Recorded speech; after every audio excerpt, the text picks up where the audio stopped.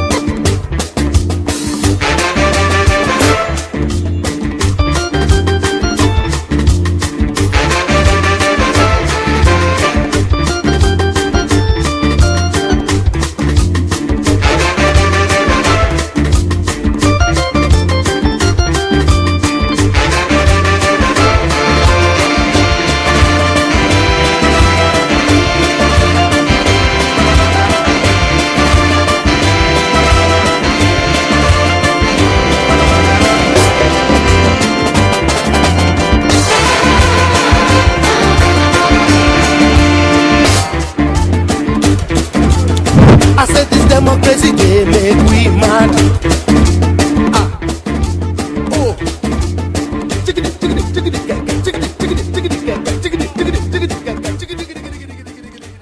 Hello, welcome to Distinct Politics, the People's Parliament. Distinct Politics is brought to you by Distinct Radio, the U.S. #1 Nigerian community radio. I welcome you all to the special segment. Once again, I'm your host on the show. My name is Casey Badru, and we shall be having a special talk on today's segment. I have a special guest who will be joining us remotely all the way from Nigeria. So very soon we'll be introducing our guest on the show today. And we have a special topic to discuss today, as we all know.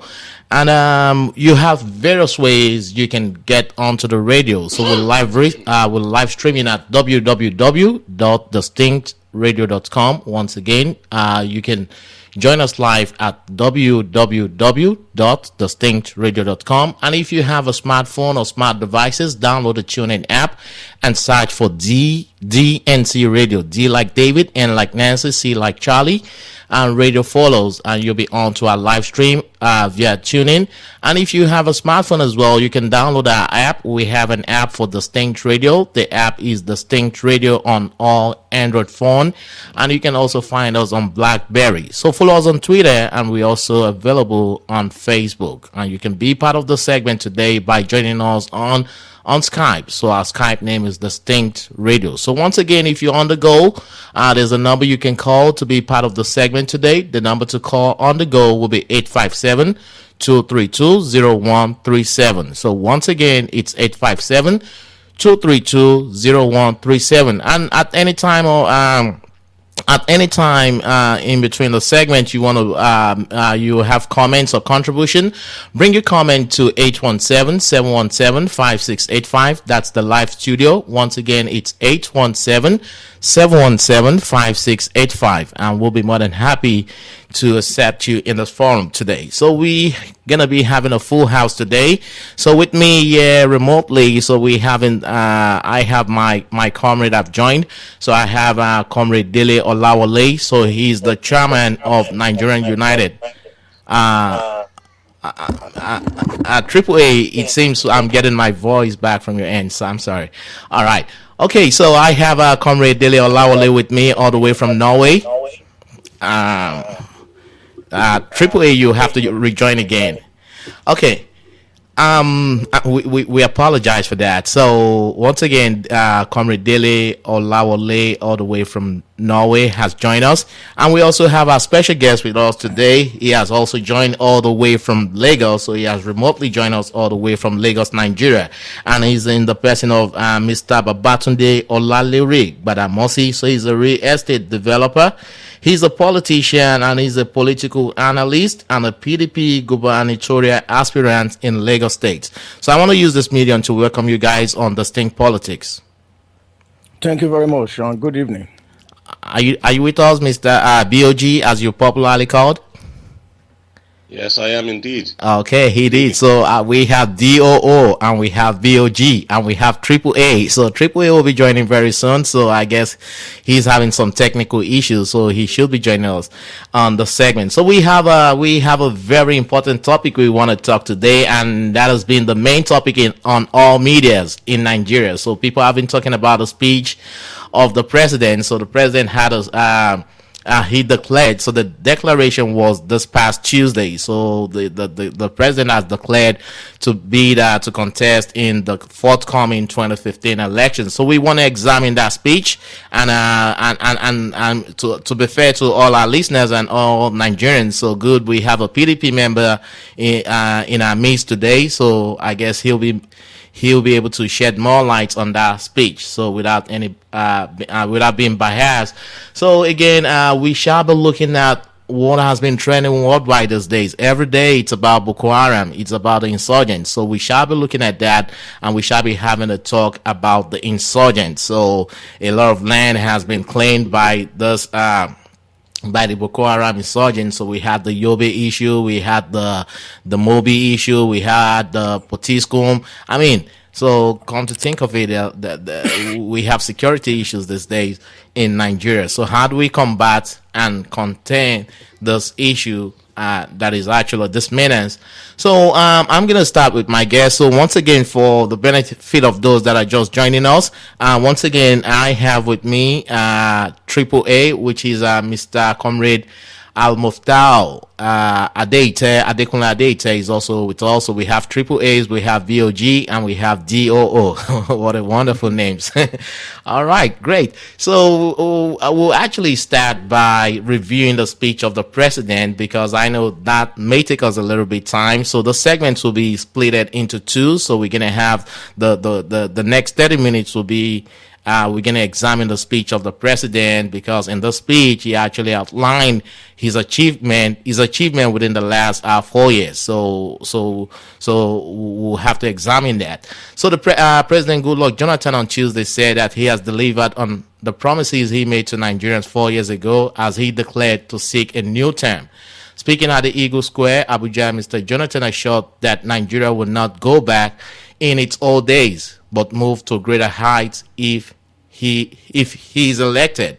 So now, BOG, I know you've actually you've been present in so many speeches this week, so many media. You've been called to in Lagos. I've been actually I tried to follow you on one of the stations, but unfortunately it seems you couldn't make it that day. But I'm gonna take you on this, and before I do that, I played this 5 minutes clip, so I want you guys to react on what the president has said. So let us listen carefully so we can react on the speech. Well, find it. Till a period of 4 years at the United Nations Security Council. This is unprecedented in our national history. It has never happened. My brothers and sisters, this is a growing attestation to the acceptability of our country by other countries. In the first quarter of this year, our country celebrated its centenary. To prepare the nation for the challenges of the next 100 years, I convened a national conference where recommendations and resolutions were reached towards a more perfect union. We promise you that we will surely implement that report. 4 years ago, I made a commitment to advance the rise of womanhood. Today, I'm glad that we have made remarkable progress in this regard, trusting in the potential of our women and reaping from their dedication and ingenuity. I believe that any nation that ignores womanhood cannot achieve its full potential. It's in this direction that I'm sure that women were given more opportunities in government, and I have not been disappointed. Specifically, I doubled the percentage of women in the federal cabinet and gave them more challenging assignments. The Nigerian Defense Academy is now admitting female cadets as regular combatants, and it's now possible for any Nigerian woman who is interested in taking career in the armed forces to rise through the ranks and become a full general.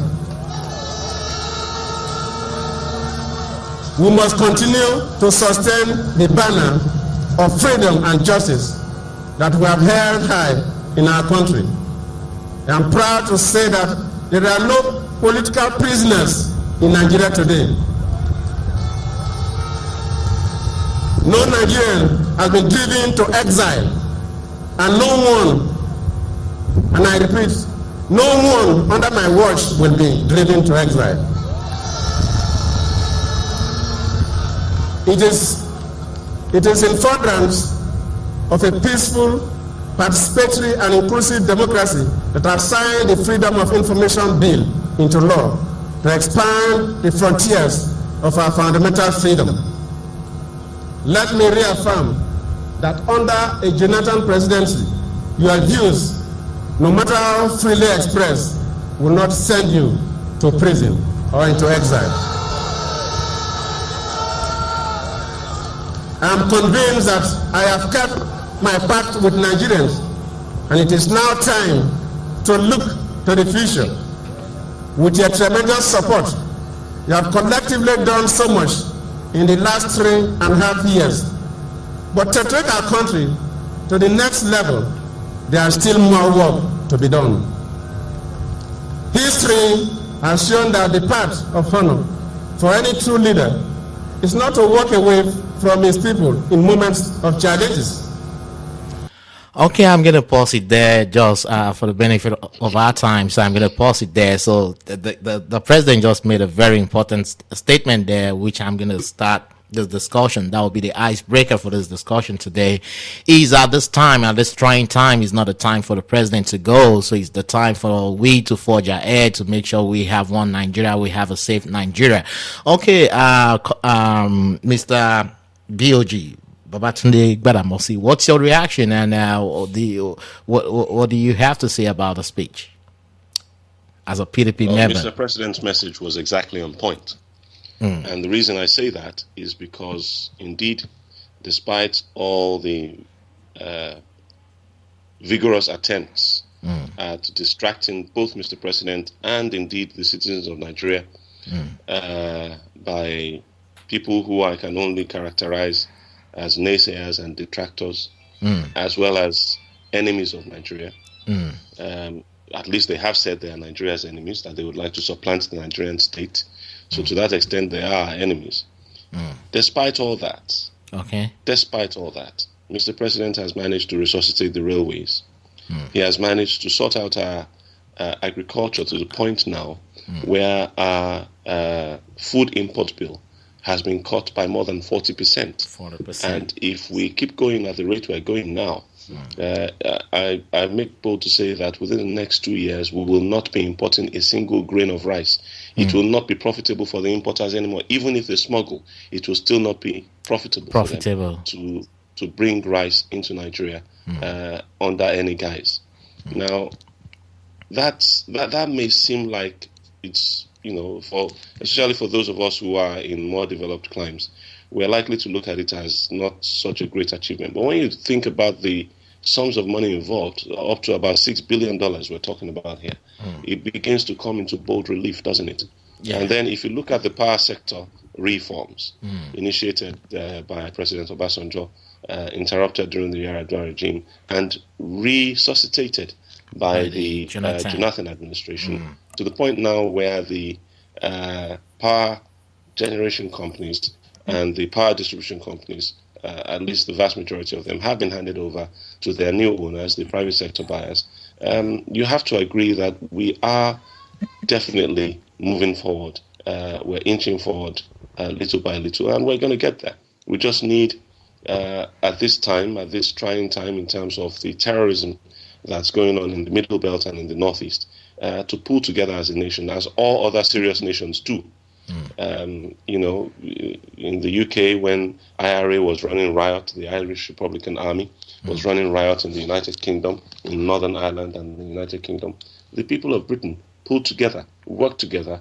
It was a bipartisan effort. The Labour Party, the Conservative Party, they pulled their resources together and fought the terrorists in the IRA to a standstill. In the United States, after 9/11, both Republicans and Democrats were united in their condemnation of the activities of terrorists and were united in their resolve to fight terrorism to a standstill. There was no attempt by anyone to make any kind of political capital out of criticizing the President of the United States for allowing 9/11 to even happen in the first place. Even though, as time went on, information began to emerge that showed that President Bush had foreknowledge of the, or may have had foreknowledge, should I say, of the 9/11 attack, of the attack on the Twin Towers. But regardless of that, Americans have stayed true to the flag. Regardless of what political side of the political divide they belong to, they have stayed true to the flag. They have focused on getting rid of the enemy, as Yorubas would say,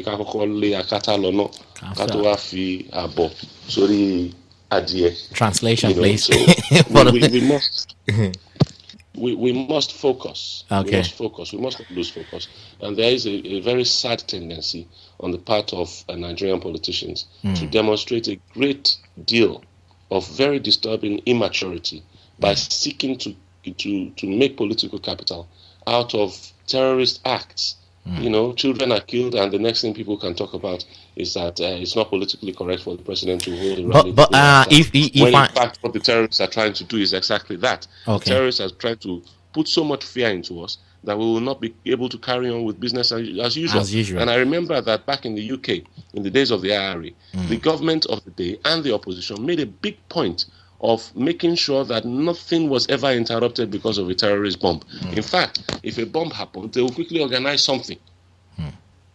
Even if there was nothing scheduled, they will quickly organize something and carry on regardless. Because in a sense, when you think about it, that's the best way to give the middle finger to the terrorists and say to them, you know what, F you.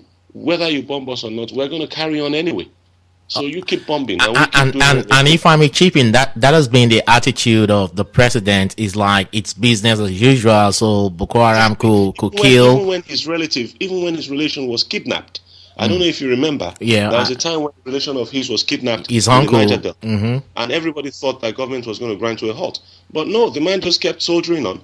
And he carried on like nothing was wrong or nothing was happening.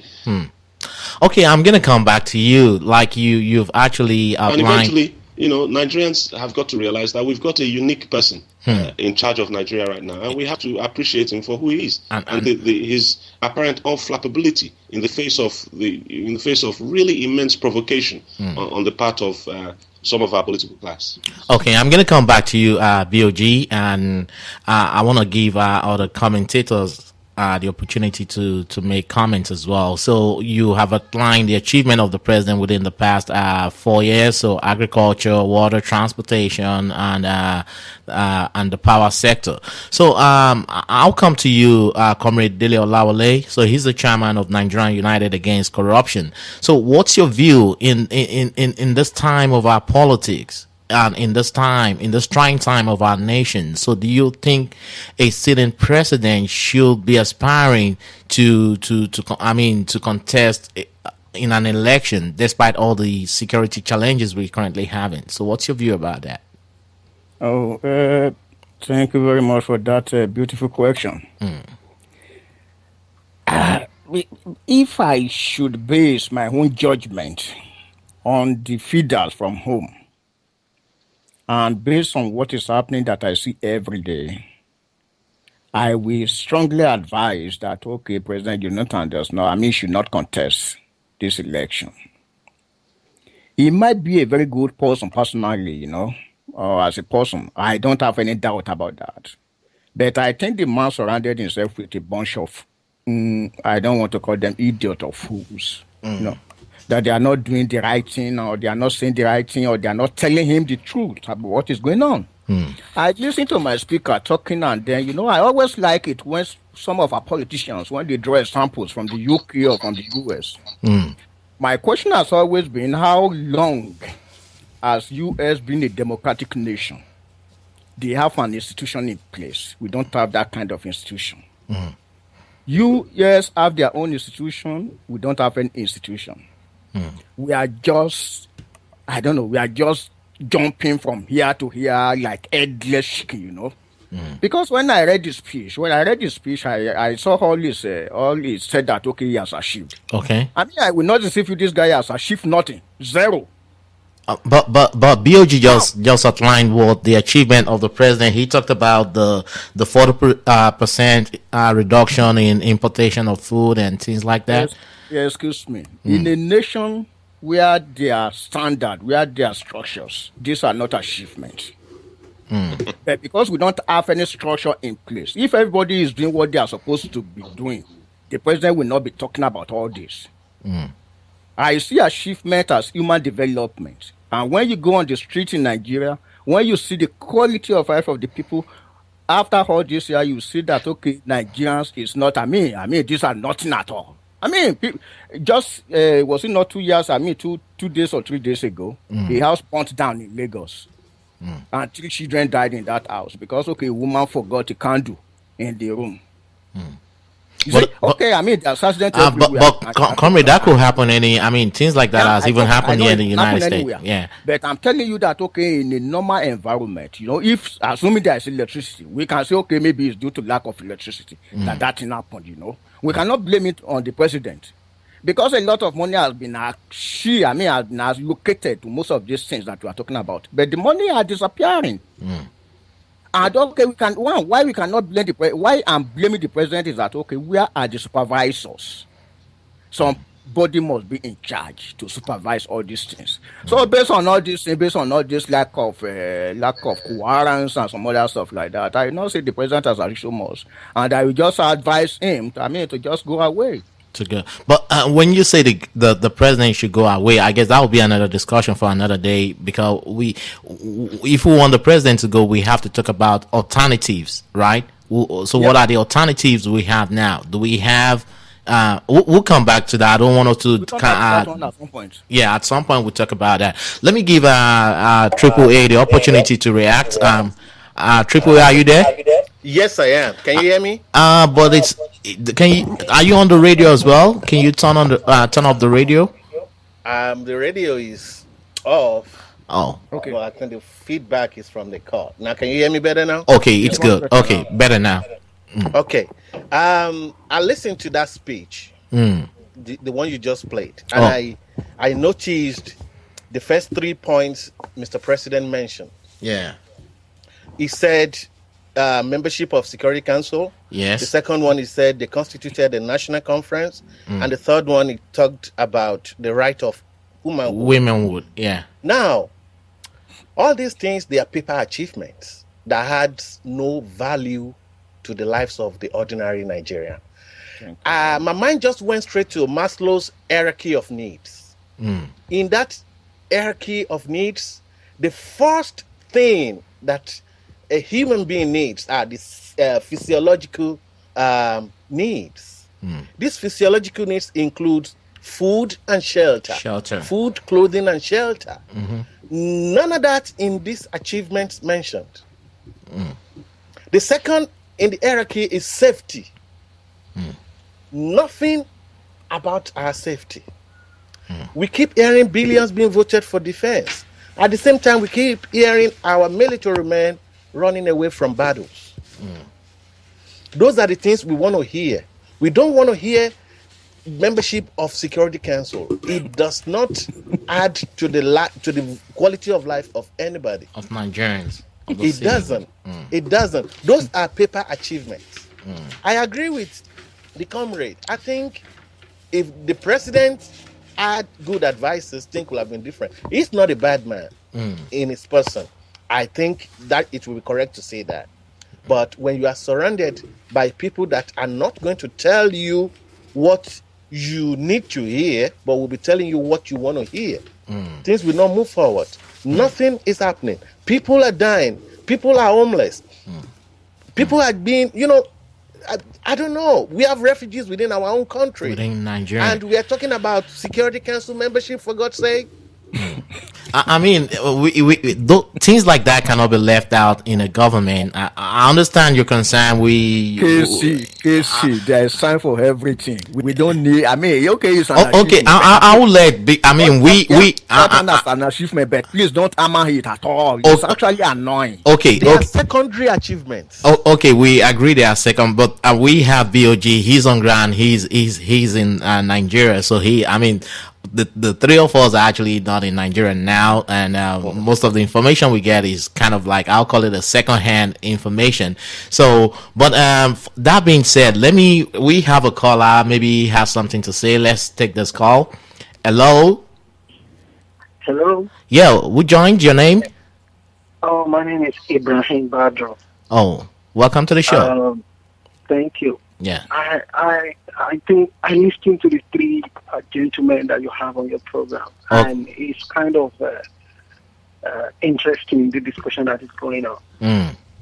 Like the last two speakers said, the president in his personality may be a good person. We all know that. But as a leader, he is as weak as anything that can be compared to. When you say the president is weak, can you emphasize on that? I mean, how do we define weak? Yeah, weak in terms of what he has achieved. Okay. What he promised. In terms of achievement. Okay. When he came into power, I want to have more women in my cabinet. Yeah. It's not a presentable success. And like I can ask the first speaker, if Nigeria were to be your business, and if Jonathan were to be your manager, do you or will you accept his performance as manager that can keep running your business? I think the answer will be no. We have to call a spade a spade. The problem is not only for the president, but because he is the man in charge, he needs to take some pragmatic decisions that he is lacking. He has no gut to take those decisions because of his selfish interest in the next running thing. Unfortunately, like you said, do we have a good alternative for Jonathan? Yeah. I don't think we do. Okay. Yeah, that's another topic we're gonna get on very soon. And do you have other comments? Because that is it for now. I'll keep pace with you. Okay, I'll let BOG to react to what you guys have said. Thank you, Mr. Ibrahim, for joining. Okay, BOG, you had the three speaker what they said. So, what's your reaction on what they just said? Well, their response is atypical, isn't it, of people in the diaspora who hardly ever come home and listen to second-hand information or read second-hand information online, mostly from online media that is seriously compromised by corrupt money coming from state governments, state governors that should be working to that should be keeping up their end of the bargain. But everybody is caught in the act. I mean, I stand to this. I quite disagree with you on that. I mean, I actually disagree with him because that's an insult upon us, actually. Okay, just when you are talking, don't see anybody as an enemy. Okay, you will do me the courtesy of allowing me to finish. Yeah, let him land, please. Yeah, you can land, but you should try to. I do notice that you did not interrupt them for 1 second. Okay. Yeah. Right. Okay, go ahead, BOG. It's BOG time. Let's BOG talk, please. Please go ahead. Now, I was in the diaspora too. Mm-hmm. Lived for 17 years in the UK. Okay. And in the entire 17-year period, from 1990 to 2007, I was in constant agony about whatever the hell it is was going on in Nigeria. In Nigeria, yeah. All right? Now, because of that, I think Nigerian newspapers must have made millions from me, because I bought every single newspaper, every single time. In fact, it was only after I got home that I would realize that I'd bought 2 or 3 copies of the same newspaper day after day, because I was so anxious. And then when the internet came, because I was running my own business, I could, spend time looking through the Nigerian papers that were online and the news aggregation sites like Nigeria World, Nigeria.com. You remember all those old sites. There is a tendency, if you live in a society that is much better organized, and like one of the speakers said, has had institutions for over 200 years, there's a tendency to expect too much from Nigeria.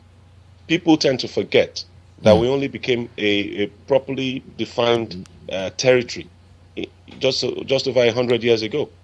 And it's just over 50 years ago that we became truly in charge of our own affairs, in whatever sense you want to call that. Okay? Now, the Americans and the British that we're comparing ourselves to, and I think that by comparison, in terms of where they were when they were 54, okay, and where we are now when we are 54. Okay, can I chip in there, because the comparison has. Okay, to allow me to finish. Okay, go ahead. Now, where they were when they were 54 and where we are when we're 54 now, I think by comparison, I think we've done reasonably well. They fought a civil war in the U.S. We fought a civil war as well. Okay, we have an insurrection now. They've had insurrections in the past. New Mexico came out of massive battle over Mexico and so on and so forth. So let's keep things firmly in perspective. There's a tendency for us to want to abuse the man at the top and call for his head, but then we forget there are people just below him. There are state governors and there are local government chairmen. Each of these sets of people have responsibilities that they have to our people. Now, in the states where the state governors are functioning the way they ought to be, like Cross River, like Akwa Ibom, like Enugu State, like Gombe State, funny enough, like Jigawa State. Now, all of these states I've mentioned, the governors are functioning, in my opinion, according to what the Constitution says they should do. And they are allowing the local governments in their domains to also do the job that they're supposed to do by making sure that whatever federal allocation that comes to them in terms of finances gets to them and doesn't get interrupted, as it were, in a lot of other states. Now, when people come into Nigeria, the first port of call mostly is Lagos. And when you come into Lagos, Lagos is a mess. I agree with them. I totally agree. Lagos is a shambles. I'm in Lagos, okay? And I see the rot every day. Whenever I go out of Lagos to, say, go to Abuja or go to Uyo or go to Calabar, it's a holiday as far as I'm concerned. I'm going on holiday because everything is so relaxed in all these places. Yeah, people are so much more relaxed. They are not as tense as Lagos people. They are not as wound up, pent up and ready to explode as Lagos people, because the governors are doing what they're supposed to do. They're providing education for free. They're providing healthcare for free. They're providing good roads. They're providing water. Water is running in all these states. If Lagos cannot get it right at the governorship level, then of course the president is going to look bad, because that's where the largest concentration of Nigerians in the world reside. 18 million people at the very least. And we're all in here faced with a government that does not know how to supply water, even though we're surrounded entirely by water. Okay? A government BOG, we kind of deviating from the main topic. I know you want to talk about Lagos, but let's talk more of. Can be created. The impression can be created by the mischievous that the president is not actually doing what he's supposed to do, just because some governors are not holding up their end of the bargain. How can you have a government in Nigeria that is building roads that is expanding existing roads at $14 million per kilometer? How on earth do you square that? How? I don't get that. And that's only happening only in Nigeria, in Lagos State, nowhere else. Yeah, and it is in this same Lagos State. That will be another discussion for another day. We'll bring you on to discuss about Lagos State. We need to put things in perspective, please. Yeah, we must put things in perspective. I understand. I mean, I understand your grievances. I understand your point, but we want to look into the speech of the president right now, and you've outlined the achievement of the president, and every single thing that President Jonathan claimed to have achieved in that speech, he has achieved. The idea that somehow that bringing women to parity in the polity is somehow not something to be applauded. I find that very chauvinistic. I find it really, really chauvinistic on the part of the gentleman that spoke, and it's very sad considering that they are living in societies where the issue of women equality is always on the top of the table. I find it really sad. Is it that they want us to reverse back? President Jonathan said we will never go back to the way we were. And I agree with him.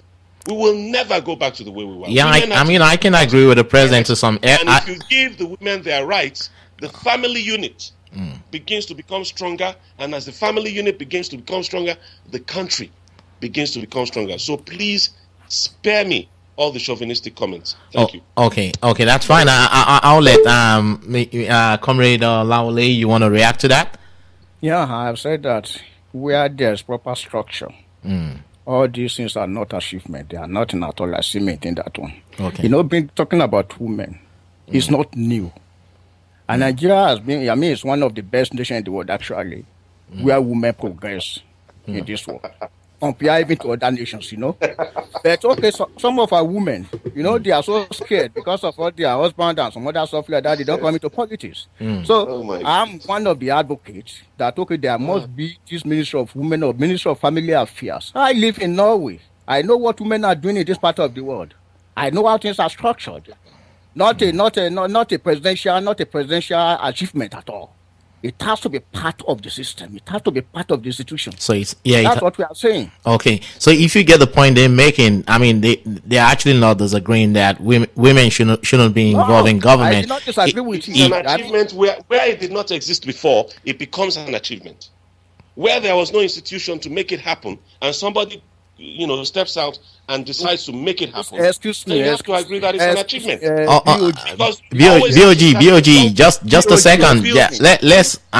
Build something on nothing. It seems we're not communicating now. Let's allow whoever is speaking. Let's allow him to speak. Once he's finished, then the next person can talk. So, Dio, go ahead, please.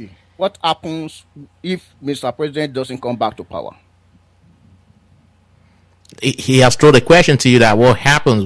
What's going to happen to the institution or the present policies if he doesn't make it back? Well, the thing to keep in mind is that all of these achievements were not made by fiat. They were made by putting in place proper institutions to make sure that none of these things can be reversed by anyone who is not overtly determined to drag us back to the Middle Ages. And we have had that before. We have had people who have come into office, met institutions on the ground, and proceeded to dismantle them. They are not institutions. They are not institutions. Allow me to finish, please. Okay, let him finish, Dio. Okay. Ask the question, and you will allow me to finish answering the question. Okay. Now, if you say that the Ministry of Women Affairs that you just advocated and that exists already is not an institution, then you will have to define an institution for me, sir. Please. No, what I'm telling you, I'm saying is that, what I'm trying to say is that when you say some of these things were dismantled, it means they were not properly instituted. That's what I'm trying to tell you. If they were properly instituted, they would not. Let me give you a quick example. Let him give us an example. Okay. The CBN, the last CBN governor came into office having met a number of measures that were scheduled to happen over a period of time by his predecessors. Now, it took him a whole lot of work. It took him a whole lot of determination, and it took him a whole lot of effort to dismantle that entire schedule, and drag us into a position where we found ourselves chasing our tails around in the financial sector in Nigeria. And while we were doing that, he was being celebrated, he was paying to be celebrated by the international media. All right, the entire international media was lapping him up and celebrating him and saying, "Oh, this is the best thing since sliced bread. There has never been anything like this." Now, as soon as a new organization, as soon as a new, in fact, before the new CBN governor came in, we started discovering all sorts of irregularities that this man perpetrated because of the fact that he was able to dismantle a lot of these institutions. Please do not tell me that anybody who is determined and has a preconceived agenda cannot come in and destroy the American the American Congress. I mean, right now, many freedoms in America that you used to take for granted have been taken away by the Homeland Security Act. Am I correct or not?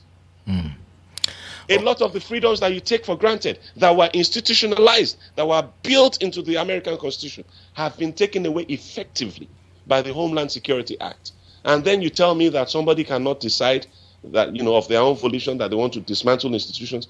An institution is only as strong, my brother, as the people that are running it, and the people that are watching over it and making sure that it subsists. All right. So, that being said, let's forge ahead. We can talk about the achievement of the president. So, I guess what the other speakers are trying to say, we're not disputing the fact that the president is not doing something. He's actually doing something, but to many Nigerians, both home and abroad, and the layman, and the reason why you could see all this. Number one, you're a PDP member, and you could talk. I don't expect you to say something otherwise. So, but I mean, there's actually facts in things you've said. We've seen some that there are some facts in your statement, so that cannot be disputed. But nevertheless, let's forge ahead on the security issues. So now, you said when they kidnapped the so-called uncle of the president, so it was business as usual. So nothing stopped. The president did not have to leave his the villa to start chasing the kidnappers. We understand that, and this is a kidnapping issue. But now this is about lives. We're talking about innocent life, children. These are the future of tomorrow. I mean, these are students. So now, if there was a bomb blast in Nigeria, or let's say if there was a bomb blast in America today, in a school or somewhere else, do you think Obama will go ahead and declare his intention for an election? BOG. After the Boston Marathon bombing, do you remember that? Yeah, I remember. Okay. Did presidential life stop? You asking the question? Did the president? Yes, I'm asking you. Did the president stop his entire schedule and proceed to start mourning the deaths that occurred at the Boston Marathon bombing? And did he do that? He did. I mean, nothing stopped. Things have to stop the schedule. No. I mean, politics about. But he mourned the deaths, and he condemned the perpetrators. Okay. And insisted that the perpetrators would be caught. Yes or no? Brought to book. Yeah. Now, I would have you know that in virtually 70% of the bombing incidents that we have had in Nigeria, okay, the perpetrators have either been caught or been killed. Either the perpetrators or the masterminds have been caught or been killed in at least 70% of the cases. Now, when you consider the frequency of the bombing incidents, you have to agree that the Nigerian security agencies are doing a wonderful job. The Yanya bomber, the guy that bombed Yanya on the day that the Chibok girls were kidnapped, has been caught. Okay. His accomplices have been caught. Okay, he ran away to Sudan. Okay, Nigerian security agents trailed him to Sudan, caught him there. They were about to take him out of the country, and the Sudanese people, the Sudanese government intervened. And for about 3 weeks, there was a standoff. Now, these are pieces of information that you will not know, okay, and you will only read the surface information in the media. The Sudanese government did not want to release him. We already, I mean, we even if we don't read Nigerian news, we have access to other news. It wasn't until certain threats were made that the Sudanese eventually relented and released him into Nigerian custody. Now, the point I'm trying to make is that there is a concerted effort, a concerted, deliberate conspiracy by some politicians to continue to do their darndest to paint the government in as bad a light as possible. Now, the truth is, you and I know that when the president started this speech, he started with a reference to that bombing. Okay. And it started with a minute silence for the victims of that bombing. Yes or no? The point I'm driving at, you didn't get my point. I mean, it's not about the president. Can I come in? Okay, go ahead. Is your point? Oh, Tell please, me. go ahead. You say? No, what I'm Casey trying. was telling me his point. Yeah, my point is, I mean, I know the president actually mourned. There was a minute silence, things like that. That's fine. But what I'm saying, the issue about, the issue now is this is the president's ambition. This is not Nigerians' ambition, right? This is the president's ambition. That cannot override what is happening to Nigeria at that time. So that's the point I'm driving at. And I'm going to stop you at that point again. You forget that the president is the symbol of authority of Nigeria. Yes, I agree. He is more or less the country. Anything happens to the president, okay? The president gets shot, he gets bombed, he gets anything. Nigeria is in trouble as a country. Yes. You're going to war with the people. If you want the war to be really short, you go for their commander, you go for their top general. Once you hit that guy, everything falls into pieces. Now, the president is saying, and I agree with him, okay? In fact, we're the ones that are saying, and it seems like the president is thinking along with us, that whatever has been scheduled to be done must not be interrupted by terrorism. If there is a political rally that's been scheduled before the terrorist act happened, please allow it to go on so that the terrorists will not begin to believe that they are winning. The whole point of terrorism is to put so much fear I understand. and terror into the hearts of the people and their leaders that they are unable to carry on with life as usual. Okay. Life as usual, allow me to finish. In this context, this presidential declaration was pre-scheduled. To interrupt it would have been to say to the terrorists, yes, you have achieved this one. You have made sure that the president could not make a declaration. You have interrupted the free flow of proceedings in Nigeria. And then you know what will happen next. Okay. Another bombing will happen, and yet another, and yet another. And indeed, they have tried to carry on bombing, but they've been caught. Okay, let me before you finish, let me also ask you this question. Okay, the Chibok kidnapping. Why did it take the presidency or the federal government why did it take them 19 days to react, to believe there was a kidnapping? It did not take them 19 days to react. How long did it take them? The truth is that the media wanted a response. Okay. The president is not obliged to talk to the media about what he's doing to rectify the situation. He's not obliged to do that. So how do you carry your people along? This is such a serious security situation that it's not a circus. And there is a tendency amongst Nigerians to turn everything into some kind of football match, where the president and the security agencies will have to come and give running commentary on every single thing that they're doing to solve the situation. And in fact, what this does, is it actually makes the situation worse, because it keeps the terrorists believing that they are in a really strong position and they can do more to embarrass Nigeria and to put us all in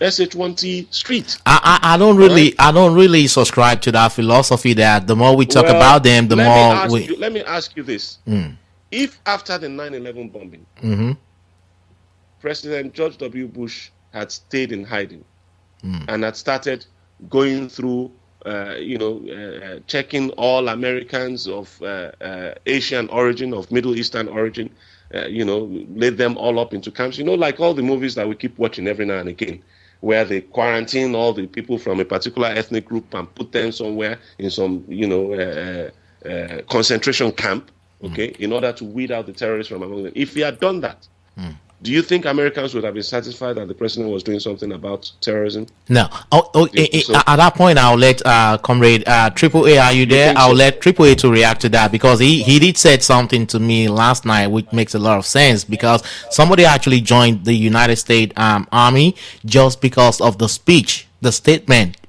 George W. Bush made on that day. Triple A, can you throw more light on that? Yes. Can you hear me? Yeah, go ahead. Yeah. Okay.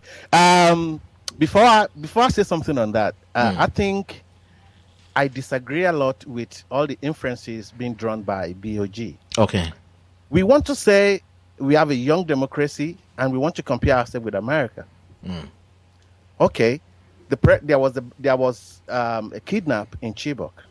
You said the president does not owe the nation a few words. No, I didn't say the nation. Do not put words in my mouth. I said the media. The media. He said the media. Yeah. Well, how do we hear what the president says if not through the media? Well, the media, the media does have a lot of the media in Nigeria does have an agenda. Is And it the too agenda much? is to Is bring it the too much for president- the president? Maybe the next As day well to as say, as well as oh, a lot we are of- going to get as well as- just well, he tonight, we are did. going to get to the bottom of He this. did speak on it. He did speak on it. But if the media refuses to report it, what is it to do? Is it to take a megaphone and start broadcasting to the whole world that this is what I said?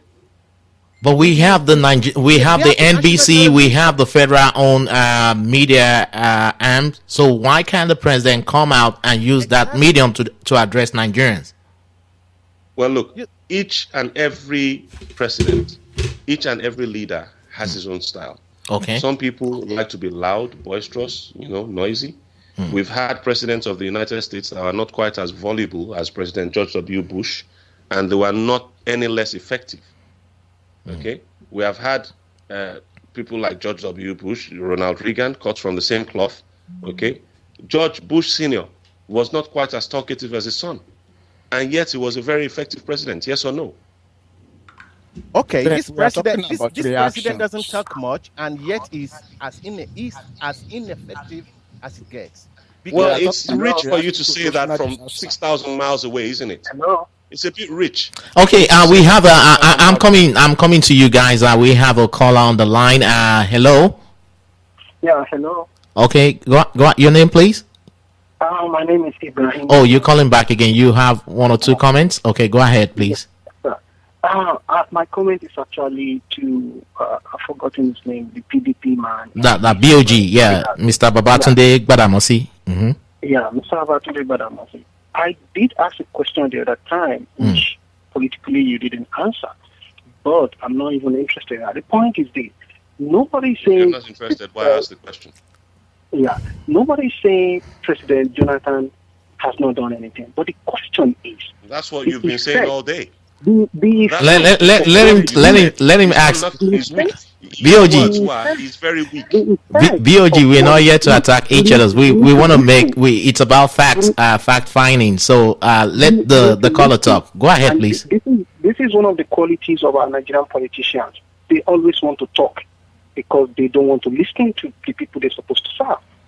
The point is this: what the government has achieved so far in its 4 years, what it has achieved, is it enough? Is it even adequate? Does it rub on any Nigerian's life on average? By what No. by what The answer is parameters? no. Against And what you are you know that comparing it?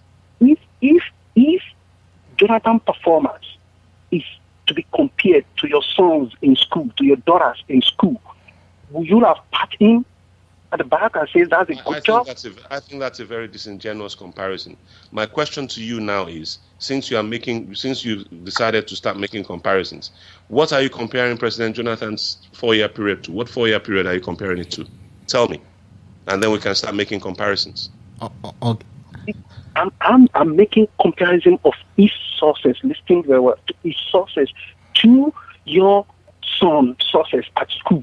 And No. I think that's. Sorry, with all due Can you respect, I think that's Can actually you accept disingenuous. his performance as that? I'm sorry. No, I'm sorry. I the can only point is compare this. like I don't deal with hypothesis. Okay, he said he doesn't. He deals with real life scenario. President to the achievements of his schoolboy, and I think that's insulting to the person of the president. perhaps we What can you should tell me- compare the president's Hello, achievement. hello, Okay, hello. just What- hello. What? If you are saying President Jonathan is not doing well, Okay, what president has done better? Tell me. okay. And tell me what he has done that has been better than what President Jonathan has done. You know, I did say that right from the beginning. Like- When we say the like- president had to like- go. like in that manner, then I might begin to agree with your hypothesis. Okay, Let's fine. compare like I fact mean, for fact. we have to respect each other's opinion. That's the caller's opinion. So, and that's his comparison. So you I can. respect his opinion entirely. but I will not stoop to the level of comparing a president with a schoolboy. With a school, I I understand. think that's childish. I actually think it's childish. Okay? And I think that if the man wants to make comparisons of the president's achievements, he should compare it with another president in another 4-year period. Okay. And tell us Okay. how this president has fared against whichever other president is his favorite in the history of Nigeria. And he cannot bring another president from another country because we are, after all. Okay, just in case for our listeners out there, if you want to be part of the segment, we're sorry we didn't call the number. The number to call will be 817-717-5685. Once again, it's 817-717-5685. And we're currently live streaming at www.distinctradio.com, or you can call 857-232-0137 on the go. I'm going to come back to you, BOG. It seems you've been doing all the talking. We're actually here to get some fact from you, so nobody is actually here to castigate, or I mean, we're not picking fight on this. What's been going on all day. we are not here to The fight. president is weak. He doesn't have any institutions. He has not created anything. Okay. He hasn't achieved anything. Women affairs is nothing. It's not. It doesn't contribute anything to the national life, and that's so on and so forth. exactly. It's been criticism after criticism after criticism, and that's Can I ask BOG a question? But this is not no. okay. Let me. I'm the moderator on the show. Please let me let me be in charge, please. Okay, we have a call. Oh, the call just disconnected. So I'll do the talking, and I'll allow you guys to talk. Whoever want to talk, I'll allow you to talk. So let me do the talking so we can all hear each other. So I'm gonna come back to you, BOG. So I mean, BOG, that's the reason I bring you on board. So people have been saying this, and like you said, we are all 6,000 miles away from Nigeria. So you're actually there, and you're part of PDP. So it's a good thing we have you on the show to tell us more about the achievement of the president. So Triple A was trying to make a point, but you didn't allow him. So I'll come back to Triple A. So he asked me a question, didn't he? That's why I had to answer. Okay. Can we make the answers very brief? So Triple A, are you there? Yes, I'm here. Okay, go ahead. BOG was asking if there's any president we can compare President Jonathan to. Yes. President Obasanjo is not my favorite president. But let's do a little comparison. Mm-hmm. Okay. I'm not sure. I don't know whether BOG has ever lived in Maiduguri. But during the time of President Obasanjo, my cousins were living in Maiduguri and running their business, and there was Boko Haram. This time around, the time of President Jonathan, 2 of them actually had to leave everything behind and move down to Oshobo. That comparison is an indictment on the president if we are going to toe that line. If BOG lives in Mubi today, will he still say President Jonathan has achieved something? No. Yes, I will. He's looking at it from his own will. angle. Yeah. And I don't blame you. You are a politician. That's right. No. It's okay. Yes, I will say that he has achieved something. Because Even Mubi was when, taken if, from even when you are Boko driven Haram, out of and your it has house been and done on to task, now. even when you are driven away from BOG, your I'll house come to and you. on Let- task, let- you have to reclaim the town. Wait. BOG, you have the time to respond. Let Triple A, Mr. Comrade Aditya, let him land. Again, I have to answer. I mean, just you can take notes. You can take note, or I can help you to take notes. We're not quarreling. Because when you started your speech the other time, you said we stay 6,000 miles away, 1,000,000 miles away, and we talk about Nigeria people that don't go home. You are wrong. Just last week, my mother-in-law went back to Nigeria. When I used to live in Abuja, when I came to Abuja in 1994, when we turned the tap, the force of the water coming out of the tap will take the bucket out of your hand. It was that good. My mother-in-law get back home last week. The tap was not running in Abuja. The power was off. That is the time of President Jonathan. And that time I was talking about was even Abacha's time.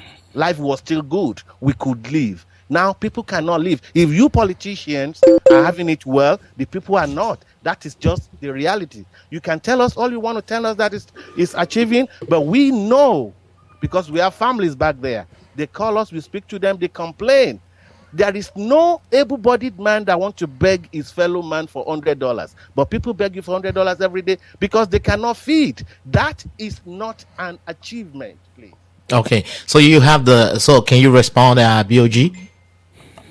Well, when he mentioned Abuja in 1994, perhaps he failed to also point out that Abuja of those days was more or less a village because there are very few people there. It was just civil servants, end of story. And it wasn't even the entire federal civil service that was there as it is now. It was just a very skeletal service because people were still, there was still a lot of work being done trying to convince people to move into Abuja. Now, more and more people have moved in. The services have actually expanded.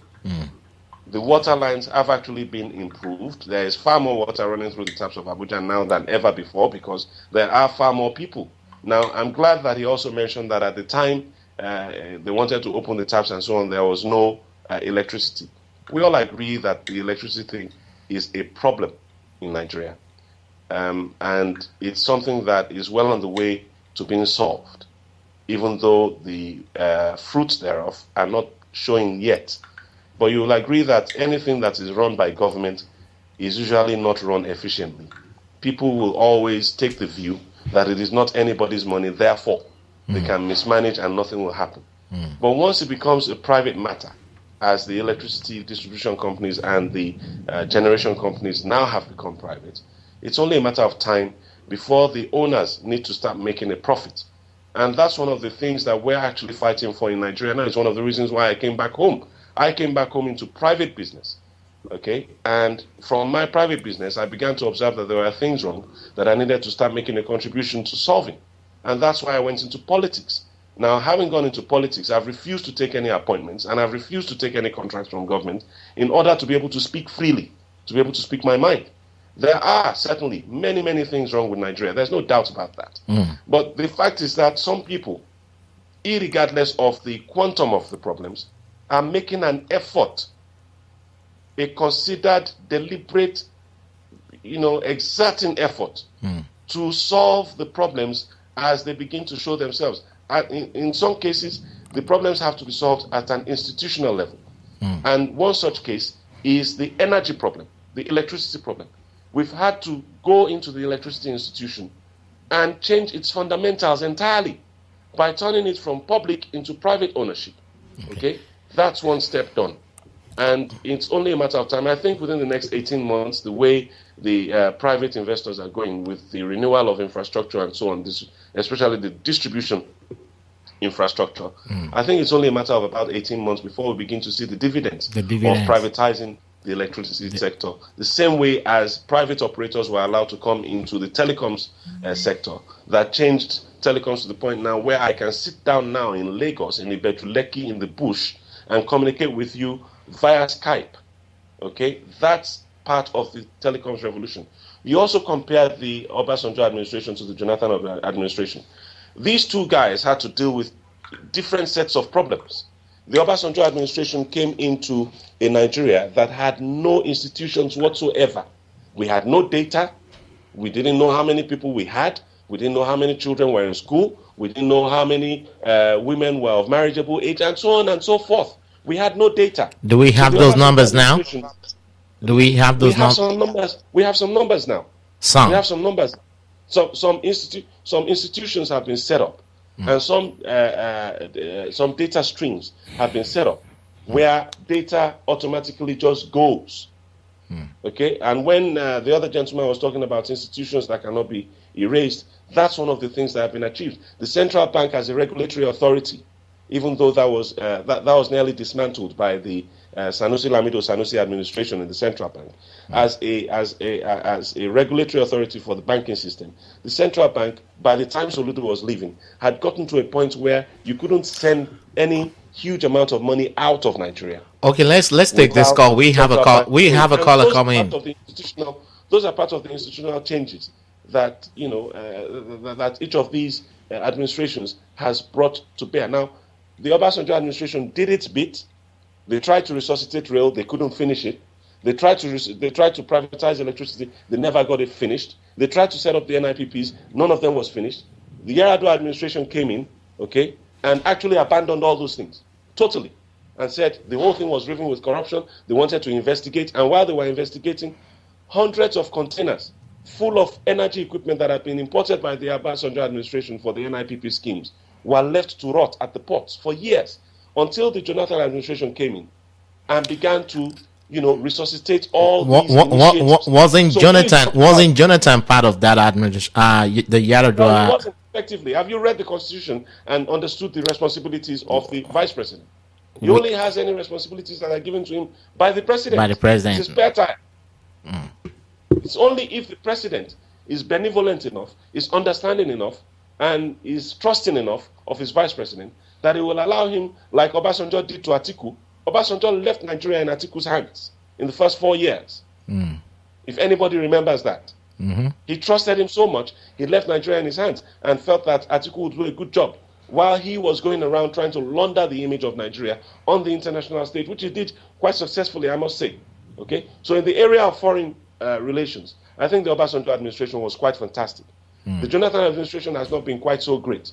But then on the domestic front, the Jonathan administration has done extremely well. Okay, I'm gonna. I want other commentators to react on that. BOG, you can do all the talking, please. BOG. The Jonathan administration has woken up the rail lines again. Yeah, we now have high speed, relatively higher speed trains. Okay, I'll come back. Let me come back to you. Let me come back to you. I'll let you make your point, and I just want Comrade Dele Olawale to react to the domestic development. So, what's your reaction, Comrade? Yeah, actually, before I go into this domestic development, okay, I want to just call the attention of Mr. Babatunde on this issue of security that I thought all of us were going to discuss it, but then it ended up being discussed only by him. You see, when he mentioned this Boston bombing and the reaction, Yeah. On that day, President Obama made a speech. Absolutely. Good afternoon, everybody. Earlier today, I was briefed by my Homeland Security team on the events in Boston. We are continuing to monitor and respond to the situation as it unfolds, and I have directed the full resources of the federal government to help, help states and local authorities protect our people. I can recall the speech. Increase security around the United States as necessary and investigate what happened. You see, you can see the president carrying the nation along. Even though it's not there, he did not go to Boston. But he's on the radio, he's on the TV, monitoring and telling the people, okay, we are being briefed, we are monitoring this thing. This is what we don't see in Jonathan. Yeah. Nobody is asking Jonathan that, okay, you should go to Chibok and some other stuff like that. But it's an opportunity actually for him. When there's crisis, it's always an opportunity for politicians that know their onions to take charge of the situation immediately and let people see that guy, okay, this is a leader that, okay, he's an effective leader. Yeah. And then the same thing happened. On 9/11 that we are talking about, today our fellow citizens in our way of life, our very freedom came under attack in a series of deliberate and deadly terrorist acts. The victims were in airplanes, that was Bush, or in the offices, secretaries, businessmen and women, military and federal workers, moms and dads, friends and neighbors. Thousands of lives were suddenly ended by evil, despicable acts of terror. The pictures of airplanes flying into buildings, you can see that, okay, this guy carried the nation along. Yeah. He carried the international community along. This is an attack on America. In fact, like Triple A stated, somebody actually joined the U.S. Army, just because of that statement. Just because of the statement. Why you carry your people along, your people will support you. They will not be throwing stone. They will not be throwing banters. We did not see this kind of thing. This is what we will expect from leaders of the 21st century. And why you now talk about issues that I talk about, that, okay, there are some issues that are dismantled and some other stuff like that. It depends on what we are looking at here. When an institution is built by an individual, it will be dismantled. In Nigeria, there is no continuity. Nothing is gazetted. Nothing is in constitution. You can come there tomorrow and say, okay, this is what you want to do. About 30 years ago, a shuttle was launched to monitor this comet that just appeared. I think you are monitoring the news. That was about 30 years ago. 10 years ago, okay, they launched another thing. And about 3 or 4 days ago, they released a robot, which means there is continuity. This thing has been there, it has been planned. Nobody can change it, whether you like it or not. Yeah. Okay, there is a bureau from Lagos to Abuja, nobody must change it. It must be constructed. That is an institution. Whether APC or PDP or ICP or whatever party, that road must be constructed. That is institution. But when I come there tomorrow, I say, okay, this guy did not do this thing very well. There is no housing. You dismantle the house. And then you dismantle that, you dismantle everything. We go back to square one. Yeah. That's not an institution. An institution must be, it cannot be changed. It must not be changed. You can make it perfect. Okay, this thing was wrong. Okay, this was put there in about maybe 10 years ago, 30 years ago. What can we do to modify it, to make it, a thing of the 21st century? Yeah, to make it compliance with the, yeah. That is how intelligent people think. That is what they do. Not that, okay, you come there and then you dismantle everything. When Bola Ige was in your state, he planted flowers. You know, he planted flowers from Gate to Monkola or something like that. The Ibadan people, they just use their legs. Killed it. They killed now it. we go shop. And one of the problems with our politicians is that they don't carry the people along.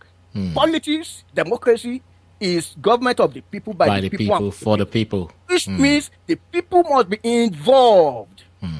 Not that, okay, I have an idea. Yes, you have an idea. Put your idea to the public. Let them decide. Let them say, okay, we want it. You carry everybody along. It's not, that is just my view. That's my opinion. That's what I think. Okay, before I come back to BOG, I know you want to react to that, but before I come back to you, are you still there? I am still here, and okay. I'm keeping my gunpowder dry until we come back. Okay. Before I come back to you, Triple A, do you have any comments? Yes, I think I agree with you on that. Okay. We can't just be blaming every other person but ourselves. And that is like something very common to PDP these days. I don't know what's going on. You blame the opposition, you blame the past administration, you blame America, you blame the whole world, but yourself. Why? I have two friends that are in the Nigerian army. They are in Borno State right now. I think I told you this before. Yeah, you told me There was the a story. time one of them, sent a message to me that can I send him some money? That they could not get food. Those are our soldiers. These are people fighting the BH. And now you want to blame the press for not broadcasting what the president did not say. When we have Radio Nigeria, we have NTA that the president could go to at any time and let us know what is happening. That is not fair. We are not kids, man. And I understand the politician has got to do his job, but then a politician should also think that the people are thinking too. You can't just blame everybody. When I came to the United States, because of what we see on ground, my wife joined the U.S. Army. The U.S. Army. Because we just fell in love with the country and the way the country treats its people. Who, in his right sense, will allow his wife to go to the NDA like the president was saying the other day? Now, the army that are not being paid their allowances, the army that don't have good weapons, they are still carrying AK-47 all about. A very outdated gun. They don't have the necessary. Why wouldn't they run away? They are human beings. Look at what the hunters did. Hunters did what our army could not do. Not that these men and women are not brave enough, but then they have families to think about. We don't give them the necessary equipment. We blame America for not selling equipment to us. Come on, man. Okay, BOG, your gunpowder. Let's get some of those gunpowder. Well,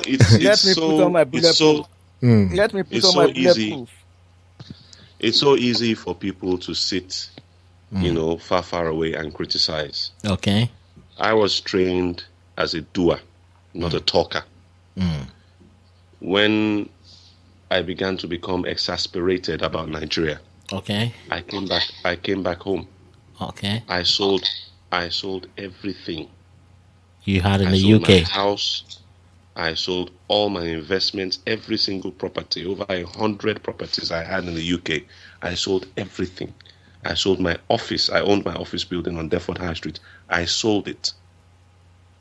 Okay? And I came back to Nigeria determined to make some kind of difference, no matter what it was. Okay. And I decided that I was going to go into the real estate industry, and I did. And despite all the attempts by the government on the ground to frustrate my efforts to do what I wanted to do, I did it anyway. I damned the consequences. I did not complain, and whatever complaints I made were targeted at achieving specific milestones in the work that I needed to do. But the bottom line is, I got to a point where I was able to employ over 1,500 people. Right now, for the last 2 years, at least, we have, consistently employed 1,500 people or more at the job that I'm doing here. That's good. And this is entirely a private initiative, nothing whatsoever to do with government at any level, in any way, shape, or form. Now, having experienced the ineptitude of some of the people operating the levers of government at certain levels, I decided that perhaps it might be better if I decide to show them how best to handle political power for the benefit of the people and not for the benefit of some individuals. Because there is a tendency that there is something that one of the gentlemen said that I agree with. Okay. And that is the tendency of certain categories of Nigerian politicians to believe that they can only be relevant in society when they are personally wealthy. And that the only way they can become personally wealthy is by stealing from government, is by, leveraging their positions to corner the resources that are meant for the people. For the citizens. Now, I'm saying that this is something that is common to all levels of government in Nigeria. We have seen in this same Nigeria, pension managers of the federal government stealing pensions that are meant for generations of policemen. Okay? And we saw how a court, clearly induced, decided to fine them a small amount of money for stealing billions. The outrage was palpable. The outrage was felt from the presidency down to the local governments, down to the people on the streets. Now, how can somebody steal so many billions? And if you look, if you follow that case, you will realize that the office of the Attorney General immediately started another case against that person because they had to get a conviction any which way. The moral outcry, even from the presidency, was too high. And this is why I find it really sometimes I tend not to have too much patience when people sit abroad and they criticize what's going on in Nigeria without actually coming home. It's okay that you're sending money. I understand that you're sending money to your people, and in that way you are contributing. Yes, I agree. Absolutely, that's. But in terms of the dialectic argument, in terms of the argument of setting up institutions that will endure the test of time, that is something that we can only do in person. Agree. That is something we can only do by personal, direct contribution to the polity in one way, shape, or form. And all the criticisms that people have levied against the Goodluck Jonathan administration, a lot of them are actually not fair, because you don't realize that because this man is from a minority that had never been in government before, there is a certain degree of animosity that I have never seen before in Nigeria against him. That why should he be the one in charge? What is their business in government? What does he know? And that disrespect is palpable. It cuts across, and it is felt more strongly in the north. Unfortunately, some of the people that have promised to make Nigeria ungovernable are people of serious means. But we've even seen the president hobnobbing with the so-called Boko Haram sponsors. So I mean, well, I don't know about hobnobbing. You mentioned institutions and so on. Some of these people are former presidents, and some of the institutions that we have include the National Council of State, in which they're required to attend meetings. So when you say it's hobnobbing, I'm not sure what you're talking about. Okay. You can't be asking. You can't be having your cake and eating it at the same time. Okay, if you say you want institutions, well, the National Council of State is one such, and some of these people are members of the National Council of State. So are you going to say that because you suspect, because so far it's only suspicion, until we catch someone that actually confesses, okay, and shows us a paper trail if necessary. And these people are clever. These are people that have been, in government, they have been in the police, they have been in the army. You've seen customs officers have been arrested that are members of Boko Haram. Police officers have been arrested that are members of Boko Haram. Army generals have been arrested that have been supplying Boko Haram with information, obviously because they are sympathizers. Sympathizers, okay? Yeah. So let us please try to be fair in our criticism. The president is not the one sending people around to throw bombs. And if somebody is determined to kill themselves with a bomb and others, there's pretty much very little what anybody can do. The Americans went to Afghanistan. Did it stop suicide bombing there? No, it didn't. They went to Iraq. Did it stop suicide bombing there? No, it didn't. They had to withdraw, almost the same way they withdrew from Vietnam. It's a little more ordered, but they had to withdraw because what they wanted to achieve, they could not achieve. But these issues are not in American territory. These are outside the United States. So are we Nigerians going to leave Nigerians for Boko Haram? Wanted African military. In my opinion, the fact that ISIS has overrun the Iraq, that America said they wanted to bring Pax Americana to, okay, today, is a failure of American foreign policy and military diplomacy. Okay? Now, you can say anything you like about what Nigeria is doing about terrorism, but if you compare us with other territories that have this terrorism problem, we're not far off. Our guys are generally doing quite okay. It has never happened in Nigeria that terrorists have moved into a shopping mall in a highly populated urban area in the capital and shot at people for 2-3 days non-stop before they were finally stopped. That never happened in Nigeria. All right, there have been opportunist bombings, the bombing of the UN headquarters in Nigeria, the bombing of the police headquarters. Yes, those have happened, but those have been opportunist bombings, not sustained assaults. Oh, okay. It seems that AAA, are you trying to say something? That comparison is just too funny, because when funny about it, when terrorists took control, hear you laughing either. When terrorists took control of towns. Not one, not two, not three. And you said that is not worse than some of those. That's not worse than an attack on a mall, sir? Hello, it's a war.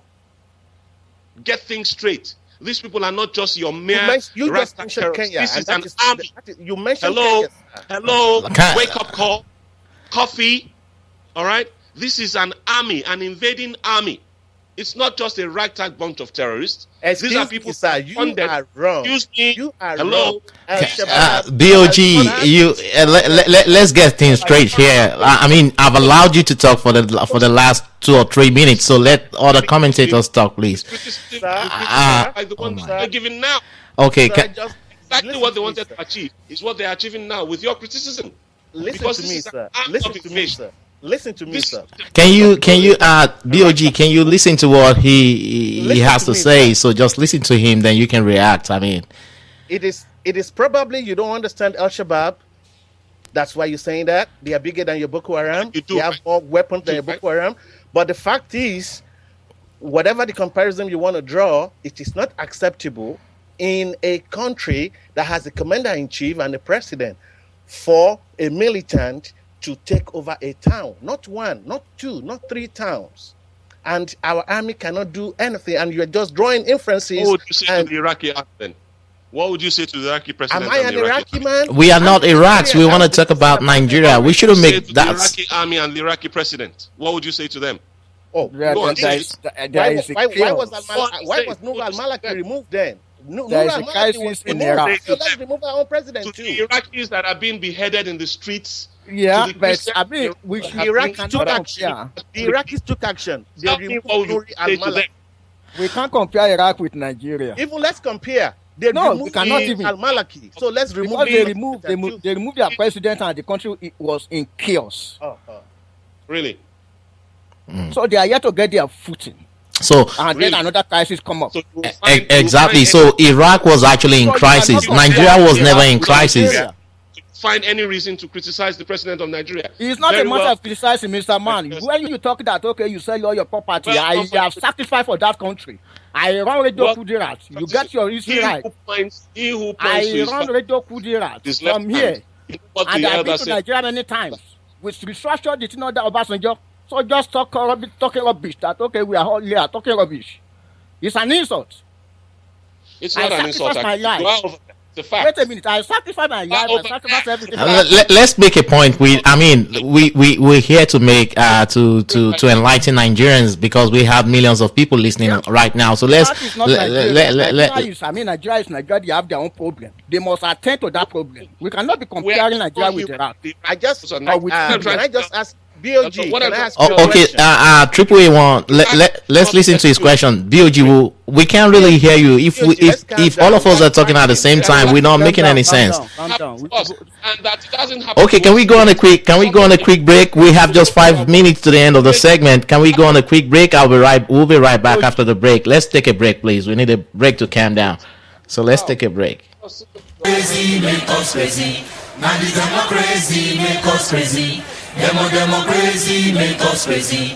Now the democracy make us crazy. So we cry, we complain and cry. So we cry, we complain and cry. Democracy make us crazy. Now the democracy make us crazy.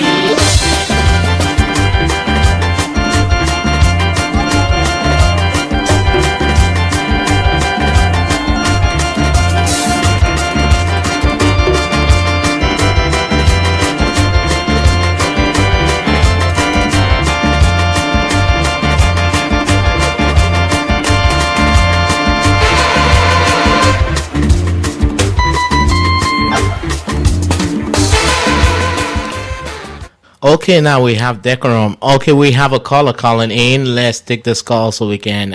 We have a few more minutes to the end of the segment. Hello. Hello, Casey. Who is calling? Yemi. Okay, Yemi called. Okay, do you have a question or you? Oh my God! OMG! Everybody's talking. It's really very difficult to follow, right? Okay. Yeah, man. I know everybody's passionate, both sides. Everybody's trying to push their point out. Yeah. But you know where I stand, and really the gentleman that came there, yeah, I really respect his boldness to go to Nigeria. And obviously he went with a lot of cash, and he started with it, and he's fairly successful, and that's good. That he could create opportunities for other Nigerians. But the thing is, the question is, the last 4 years compared to 2011, are we better off in 2014 than 2011? That's the question I want to ask him. In terms of security, are we better off? In terms of job employment for the youth, are we better compared to 2011? In terms of GDP, how much debt do we have compared to 2011? So these are all the indices we need to ask. And obviously, it's very clear. Even a Oyinbo Mumu that doesn't know anything about Nigeria knows that our current president is not doing anything. So those are the questions I have for him. Okay, he's going to take on your question. So, VOG, respond to that question. If you've concluded already that the president is not doing anything in agreement with your Oyinbo Mumu, what do you need from me? You've already made a conclusion. You may want to change that mindset. I mean, that's a mindset. That's an opinion. You're not answering my question. You're just. You don't have to be reactive. Answer the question. And I like that. I like the fact that you asked about GDP. All right. And if you ask the World Bank and you ask the IMF, okay, especially with the recent rebasing of the Nigerian economy, you will realize that we are actually far better off than we were in 2011. The Nigerian economy has grown 7% year on year at the very minimum, okay, since 2011. And that's the biggest amount of growth we've ever had since Nigeria was established. Now, that's something that gets hidden behind all the bombings and all the abductions and all the invasions of little villages by Boko Haram and all the shouting that's been done by the media. You see, you cannot, if you keep talking down your own country, then of course eventually your statements will become a self-fulfilling prophecy. If you keep saying the president is doing nothing, then other people will begin to perceive that the president is in fact doing nothing, and therefore Nigeria is not worth investing in. Now, the truth is, for those of us that are here, we're not entirely 100% happy with everything that's happening in terms of the invasion, and you must understand that the invasion is not something that just materialized. It's something that's been going on for years and years and years, and it's culminated into the kind of movement that it has culminated into because all sorts of various interests have decided to use that Boko Haram franchise as a way to vent out their frustrations. People that want to become president that could not become president because they didn't campaign enough, okay, or because they're not even popular in their own villages, all right? They've decided to take the vast amounts of resources that they've taken from Nigeria and pump it into trying to embarrass the government through force of arms. And in some of these cases, some of these people have lost control of some of the people that they're controlling. Boko Haram is a hydra-headed monster. It's not just some Kanuri people from Borno trying to take over the Sorry country, to jump in, right? but my question wasn't about Boko Haram. Yes, my question was not about Boko Haram. You talked about security. Yeah, but you're overflogging it. You're just okay. You've BOJ. I think you've done justice to the security aspect. You're either looking for information or you want to embarrass the government. Okay. It's one of the two. You asked me a question about security. Okay, let me throw this disclaimer out there. Let's try to be objective in BOG. Can I just a minute? Let me say this. I mean, Yemi from Canada. Don't let us use any derogatory statement about the president, like a mumu in America or wherever. Let's be factual. Let's be objective in whatever we're gonna say. We are all intellectuals here, so let's be factual. So just in the next 30 seconds. So what is the next question you have, Yemi? Yeah, I listed it. I said in terms of employment, 2011, today are we better off in terms of employment? Yes, we are. Yes, we are. Okay. Yes, we are. I can tell you that. I know that I've employed far more people. I don't know how many people you've employed from over there, but I've employed far more people than I had in 2011. And the story is the same across the board. The agro-based industries have grown from strength to strength since this president came into office. Cassava processing plants have opened up all over the place. Rice milling plants have opened up all over the place. Investment in agriculture is at its highest since Nigeria started. And if you're investing in agro-based industry, surely you are employing some people. And more people are getting into the agricultural industry as experts, technocrats, employees, laborers, whatever you like. And this is not the only area where employment is growing. Employment is also growing in the area of rail. Employment is now growing in the area of the power sector because private organizations have taken up a lot of these power stations and power networks, and they're realizing that one of the problems that NEPA had was that they had a large surfeit of incompetent people, the old legacy NEPA. So now you are having a situation where more and more competent hands are being brought into the power sector, and that is creating a large amount of employment like we never had before. But the only thing the only area where BOG for the benefit of our time and that has been taken care of as we speak. Okay, good. You want to be more precise in your response because of time, so we can give other commentators the time to respond. So Dio, you said you have something to say? Yeah, because as an electrical engineer, what you have now in Nigeria, where the power sector, you used to have NEPA, that was the distributor, the generator, and then the collector of bills and some other stuff. Revenues. It was when Obasanjo came here to Norway that it was me, the Lolawole, that made the suggestion that NEPA must be broken down. And when he got back to Nigeria, after some time they broke down NEPA. You have the metering, you have all this kind of stuff and all kind of stupid stuff like that. The problem with NEPA, one, the generator suppliers. It's not about the competency. NEPA used to have the best trained electrical engineers in the world those days. All of a sudden, the whole thing collapsed due to corruption, nothing more. And then you have this, what we call population explosion. That's another point. When population started to explode, NEPA was not increasing.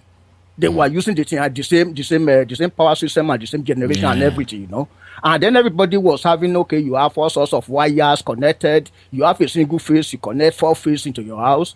when there's no electricity in one phase to jump to You the get other into phase. the I mean, all next. of us did that one in Nigeria, That was the main problem. And until that one is resolved, Nigeria can generate 30,000 or 3,000 giga megawatt of electricity. If you don't resolve that, okay, every house in Nigeria must have 3 phase, so that nobody can jump from one phase to another phase. Nothing will solve the problem. So the problem with country is a lot. It has a lot to do with, okay, distribution and connection to the houses. There must be 3 phase to every house in Nigeria. Do you agree with that, right?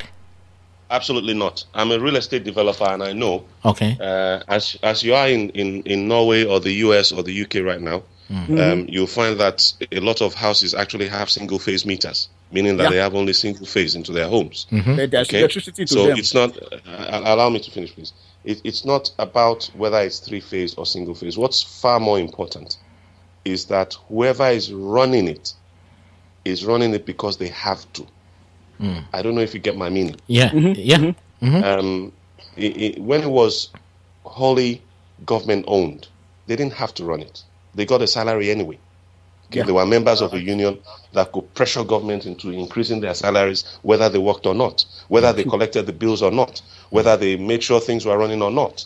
Okay, their unions could blackmail government into anything by, insisting that they were going on strike for whatever reason, and government, did not feel the pressure to make a profit from it because it was more or less like a social service.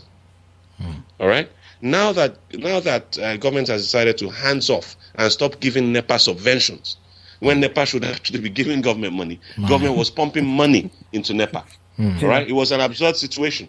But now that they've decided to hand it over to private sector companies who have they've paid good money to buy these assets. Okay, they're going to have to, one way or the other, turn a profit to keep their shareholders happy, aren't they? And if they're going to do that, then they're going to have to make power available. Because money will not magic itself onto the electric poles. Right? But many Nigerians have been complaining that the tariff keep increasing, and they couldn't see power. Tariffs. There's no doubt that tariffs will increase at some point. Okay, and they have. One of the things that I actually have an argument with is not the tariff increase. It's the fact that there is a fixed charge on meters. Which the utilities try to collect whether they supply power or not. And there's an ongoing argument between a group of us and the National Electricity Regulation Commission, the electricity regulator, that the fixed charge, be structured in such a way that we're not saying there should be no fixed charge, there should be. But that fixed charge should only be applicable when there is power. In the meter. Okay, that makes sense. Because the whole idea of privatization is to stop people from profiting when they're not delivering a service. Now, if they have a fixed charge to collect, if they're collecting a fixed charge, why should they provide power? Why should they?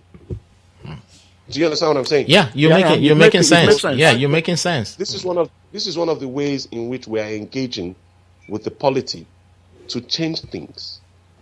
It's been a given that NEPA will collect a fixed charge, and everybody has been satisfied with that. And then some of us said, wait a minute, why did we privatize? We privatized because NEPA was not delivering a service and was collecting money. They wouldn't give you power, and they would come with a bill. I was a victim of that severally. I mean, my bills came up to about 400,000 or so over a period of months when I was getting like 4 hours of electricity a day. In the end, I insisted that they bring a meter. They brought a meter. They refused to read the meter. They kept bringing estimated bills. All right. After about 12 months, I wrote to every step in the chain of NEPA, right up to the NERC, and demanded that they come and read the meter. When they did, it turned out they were owing me well over 1-point-something million. Did they pay you back? Yes, they did. They had to keep crediting us. They had to keep crediting us because I insisted. You understand? Because I insisted, and that's what people coming from the diaspora can contribute. That's my point. People coming from the diaspora can contribute best practice from wherever you're coming from. And you can insist on your rights. Because of course it's your money you're paying. Okay, you know that you can get what you want. Exactly. They can say what they like. I mean, we can all agree to that point. I actually cut off PHCN from the estate. I cut them off. So how do you generate your own power? We provide our own power privately, 100%, 24 hours a day for the last 4 years. That will increase the cost of production. Yes, it does. But as the numbers grow, well, for us, we're quite happy to provide the buffer for the residents, all right, so that the residents are not paying full whack. But as the numbers grow, our own costs will begin to reduce. I mean, you're an electricity engineer, you know how that goes. The bigger the generating unit, the less the cost of producing each kilowatt hour of electricity. You understand that, right? Yeah. Okay. Let's before we call it a day. It's been a wonderful discussion going on Distinct Radio. So if you're listening to us, we're live streaming at www.distinctradio.com. On the go is 857-232-0137, and you can find us on the TuneIn app. The TuneIn app, our name is DNC Radio, D like David, and like Nancy, C like Charlie, and you can be on. All right, we're gonna talk about Nigeria. The ambassador to Washington was actually when it comes to our own failure, why do we kind of attribute it to some people like, oh, it's the US that doesn't allow us to get some weapons, they've been blocking us in the fight against Boko Haram? What's your take on that, BOG? Well, the truth is that the Americans' intentions in Africa are not altogether honorable. That is the truth. Why do you say that? And I say that because it is clear that the US has intentions that are totally different from what they state. And we know that the Americans are masters of double speak on the international level, on the international scene. There have been, like for instance, let me give you an example. ISIS. The Americans wanted Assad of Syria gone. So they started funding some people, some insurgents. They call them insurgents. But because they did not really investigate these people properly, they did not realize they were funding Islamic, jihadists. And at the end of the day, that whole group has now formed ISIS. And they are taking over the whole of the Middle East, country by country, starting with Iraq. Now, you turn around and tell me, okay, that the Americans did not start that. And I'll sell you an iceberg in the middle of the Sahara Desert. Let me give you another example. Osama bin Laden. It is widely acknowledged that Osama bin Laden was funded by the Americans to start the Mujahideen to chase the Russians out of Afghanistan.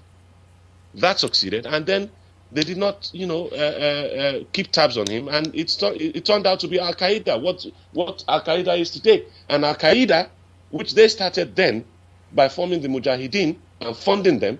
Okay, which has been the subject of a few American movies, a few Hollywood movies, okay, and is a subject of several column inches of articles written by some of the actors in this whole issue, okay. That same Al Qaeda has formed Al Qaeda in the Maghreb, just north of Nigeria. They are partnering with Boko Haram, as we know, as Boko Haram themselves states over and over again in a lot of their videos. They are sponsoring but the Al-Qaeda and the ISIS, they've actually condemned some of the acts of Boko Haram, like marrying off the girls and things like that. So and that makes ISIS better, right? It doesn't make the group better. No. Does it make the beheading of Christians better? No. Does it make the decapitation of innocent women and children better? It doesn't. That they have condemned Boko Haram. I mean, they are committing even worse atrocities than Boko Haram. They are. Okay. We must be very mindful. I repeat, we must be very mindful.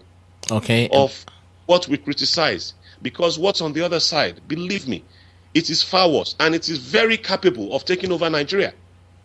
If care is not taken, if we do not keep railing away at our government and railing away at our brave men and women on the war front, one day something will just snap, and somebody will say, you know what, to hell with it, to hell with Nigeria.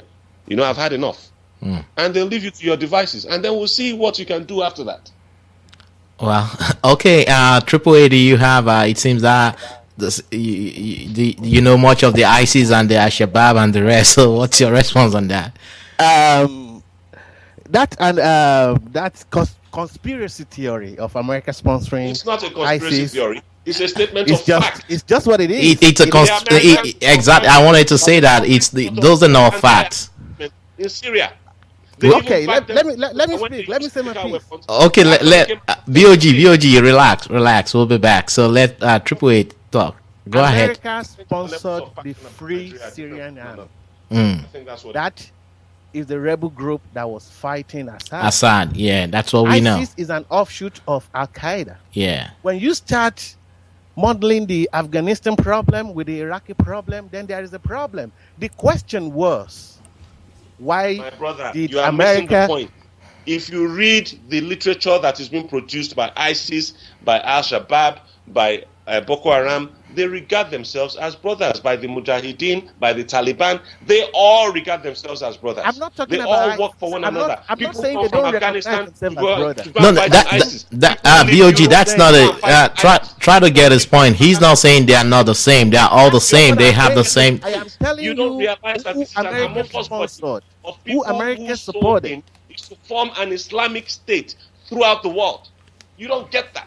Stop this conspiracy theory thing, Keep sir. living in your dream world and thinking that let me everything finish is okay my and you can statement. classify them in neat little boxes. They don't fit in those boxes, my brother. Wake up, Sir, smell the coffee. sir, It stinks. Oh, okay, okay, You are wrong.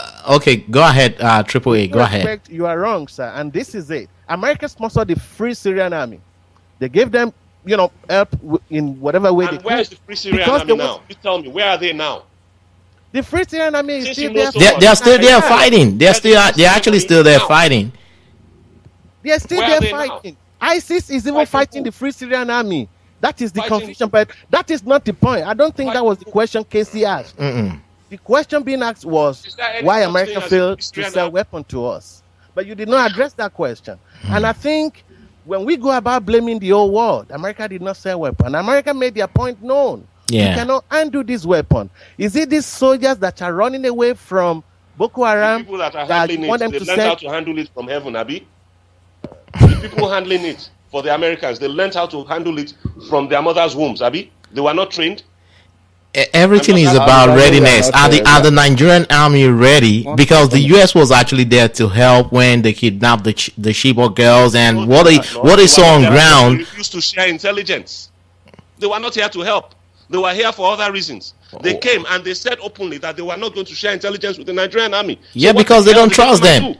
Exactly, You know what? they don't You know trust what, them. Mr. B, What the hell did they come here for? You've just been a good spokesperson for this regime that lies so much. Half of what you're just telling us now is just pure lies. I'm sorry. Oh, so you Because- were there when they shared intelligence, were you? What are we saying? What are you saying? You just Were you keep there when shifting, they shared you just keep intelligence shifting the from topic. the drones that were flown across northern Nigeria, especially over Sambisa Forest? Were you there when they shared the photos that they got with the Nigerian army? Because the Nigerian army says that they didn't share intelligence. The Americans say that they refused to share intelligence because How of do you human- expect them to share human rights. intelligence With an Exactly, sir. How do you army. expect them to share intelligence with your army, who your president admits that is have some Boko Haram elements in them? How? And They don't roll like that in America. I'm sorry, they don't roll Oh, like really? that. They don't roll like that. That's don't. all very nice and it comes off very slickly off your lips. But unfortunately, the reality of the result of that refusal to share information is that women and children are being killed Well, daily that in is North due to the Nigeria. incompetence of your president, sir. Oh, don't be silly. It Women is and children due are to being your killed in president the same When the Iraq president that the come out- Americans left. come Would out you in your attribute word and to the said incompetence of there are Boko Haram Americans? in a cabinet. Would you You know attribute who the the Boko Haram women is? and children? Okay, we at this point, I want to thank all my I guess let's I'll give each speaker. I'm gonna give you you probably get 2 minutes. So I'm gonna start with you, BOG, because if I end with you, you're gonna prolong the time. So I'm just gonna give you the next 2 minutes to say whatever you need to say.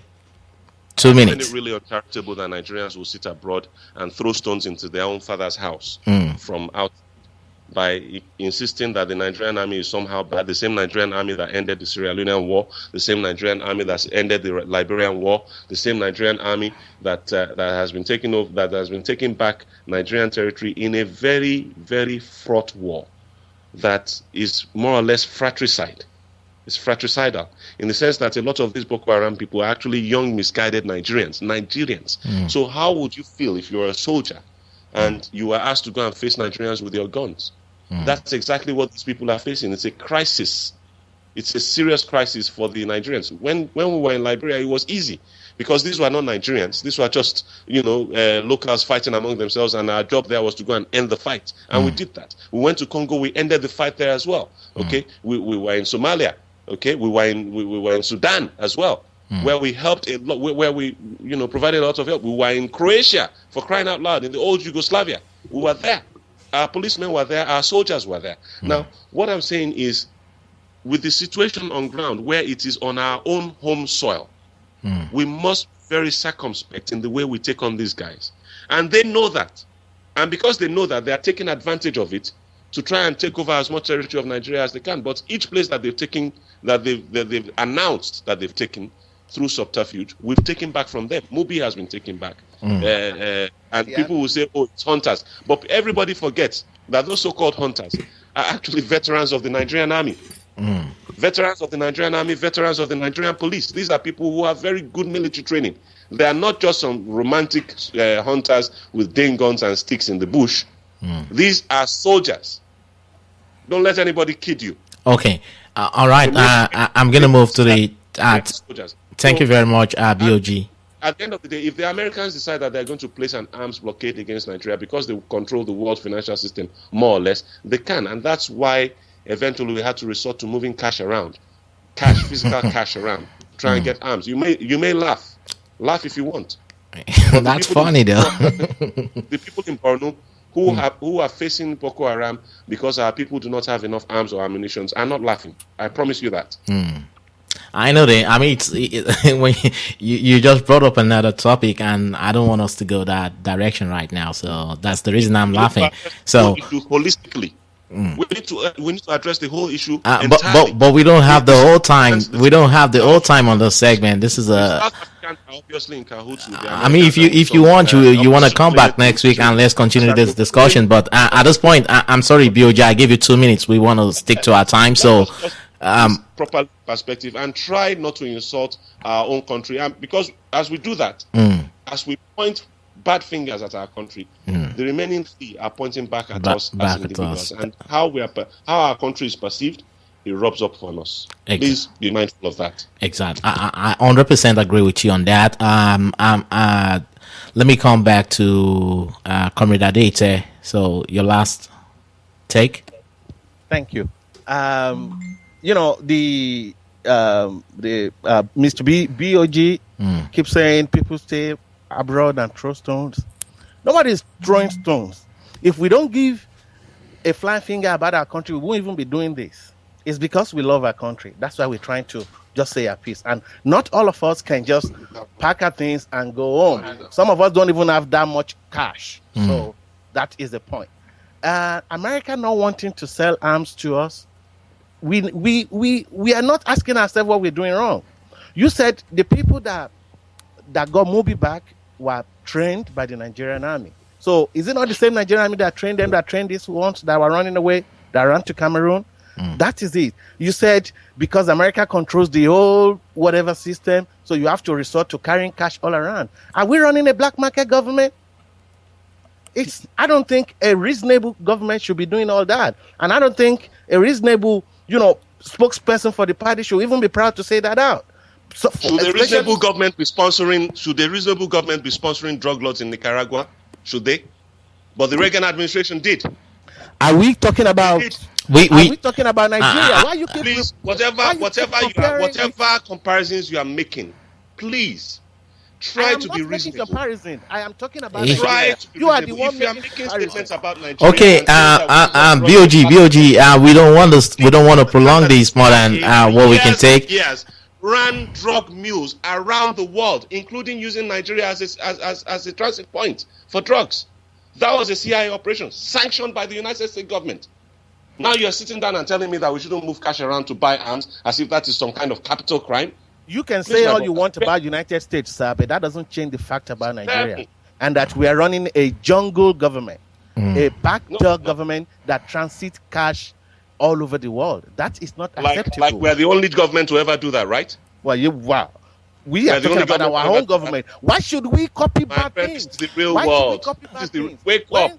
Wake up. In the real world, governments move cash, gold, diamonds, anything of value, they move it around to achieve clandestine aims. They buy do that all the time. To buy weapons. If you don't know that, then you haven't woken up to buy yet. weapons. Wow. So Okay, Comrade Adete, just you have 30 more seconds, so please no interruption at this time. So can you conclude your statement so we can move to DO? All I know is that the president did not do enough in the area of security of lives and properties in northern Nigeria. If a president says, I know there are people like that in my cabinet, they've not been arrested. The speakers just said, oh, some of them are in the Security Council. They've not been arrested. These people keep accusing everybody, but you've not even arrested one person. And the only boy that was arrested in 2009 was killed there. How are we going to get to the root of this problem? Let the president show us that he's doing something, not just telling us about paper achievements. Thank you. So the president should play the big brother role. Okay. Exactly. All right, DOO, all the way from Norway. Thank you very much. I just refer to what I wrote yesterday. I think it shouldn't take more than a minute or so. Oh, you have 2 minutes. Go ahead. I said, when will enough be enough? I woke up this morning with this thought in my mind, asking Nigerians, when will enough be enough? I asked the president, when will enough be enough? I asked members of the Senate and House of Representatives, when will enough be enough? Is it not time the government declare full state of emergency in the affected regions? Is it not time borders are closed with Cameroon, Niger Republic, and Chad? Is it not time barracks are made more secured in the troubled region? Is it not time construction companies are more secured in the region? Since these insurgents, what concrete intelligence step has the government taken, apart from fire for fire, exposing ill-equipped military men and women to excessive firepower of Boko Haram? When will enough be enough? Nigeria is dripping blood. Absolutely. Now, when you now come back to the United States that you mentioned, what happened? United States that, okay, one of the reasons they are not selling arms or anything to Nigeria is because of their human rights records. And then we know that, okay, United States we stay on that one forever. Yeah. Even though, I agree with Babatunde in some area, where you said, okay, there are some kind of stuff going on here that we don't actually understand. Double standard, you know. Yeah, it does happen. It does happen. I mean, that's part of politics. US do play a lot of double standard, you know. Because how will you expect? How do you expect Nigeria to fight Boko Haram, for example? To fight unknown soldier? To fight somebody that, okay, doesn't wear uniform, we just spring up from somewhere and started killing and shooting people? How do you want that? So when the military go out and then shoot, then you say, okay, they are violating human rights. But that is not the case. The case is that, okay, those people that were arrested, they were found dead the second day without trial. That is what America is hammering. And that is what the Nigerian government is here to explain that, oh, that is not the case. Even if Nigerian government were to be so smart, they would have just said, okay, it was actually Boko Haram that killed them, you know, overnight. You understand what I mean? So that they cannot extract evidence or information from them. But nobody is saying anything. So the Nigerian military is now being seen as as one of the most corrupt in the world, and then as most of the one that is violating human rights in the whole world. These are the two issues that the Nigerian government must address and present very well to the entire world. We are in the 21st century. Age of information. You have them there, you have their members there, they are monitoring Nigeria, they know what is going on in Nigeria 24 hours, whether we like it or not. We can say all sorts of stories. We can write our own history. They know our history more than we do. So the Nigerian government must be proactive in presenting positive side of what they are doing, not keeping quiet. At the beginning, there were actually 3 or 4 people saying different things. Until we started to shout, then okay, the whole information structure was now restructured. There must be a clear statement, message from the Nigerian government. Thank you.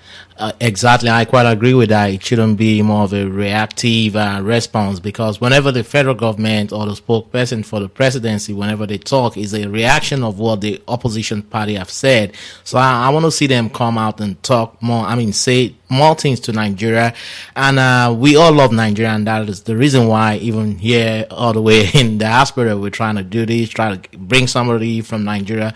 We want to know what is going on. We want to hear from the horse's mouth, and that's the reason why we had you here, BOG. So nobody was trying to pick fight with you. No. So we are not picking fight with him. He's a complete gentleman. Exactly.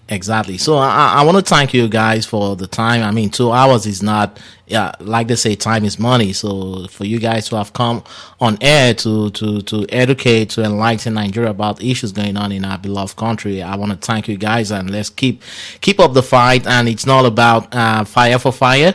We want to fight Boko Haram strategically to win this war. So this is a war against Nigeria. It's not a war against Jonathan or the Jaw people. It's a war against Nigeria. So I thank you all, and God bless you. So let's meet next week on the same segment, Distinct Politics, the People's Parliament. And let me thank Mr. BOG very well, because I mean I have to thank you for coming on, and it's been a battle on the segment, and you did very well. I actually took some good notes from you, and I know, and I mean, all our listeners out there will always agree with me. Nobody can actually say the president is not doing nothing. No, I wouldn't. I wouldn't subscribe to that. It may not be enough. We can say it's not enough, but it's a collective effort. So you and I, everybody in Nigeria, has to do something, both home and abroad. We have to make sure we work towards building a greater Nigeria. So I thank you all, and let's meet next week, same segment, 1 p.m. Central Time, 2 p.m. Eastern Time. So thank you guys for joining. Thank you very much. Thank you. Have a good night. Good night.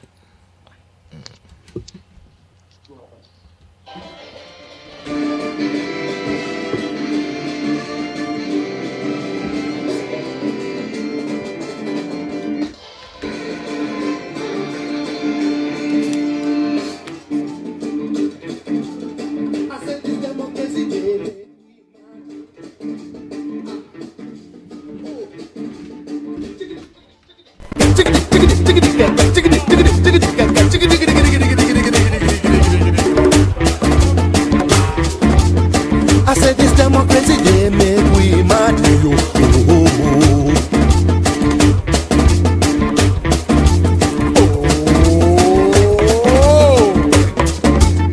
We must be present, look as if they chop our money. We must be present, look as if they chop our oil. People not getting nothing for this land of money. We must be present, look as if they chop our money. We must be present, look as if they chop our oil. People not getting nothing for this land of money. So we cry, we complain and cry.